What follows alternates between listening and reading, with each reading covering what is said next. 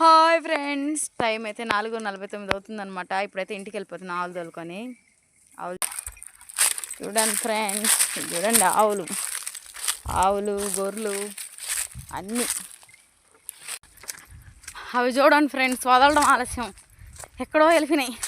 వాటిని రీచ్ అవ్వడానికి నాకైతే ఒక 10 నిమిషాలు పడుతుంది. గెస్ వస్తుంది పరిగెత్తలేక. అక్కడికి వెళ్ళి నాకు మళ్ళీ చూపిస్తా.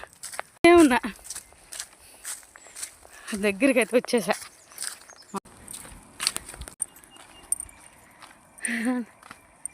అరే ఇదైతే మా మడి.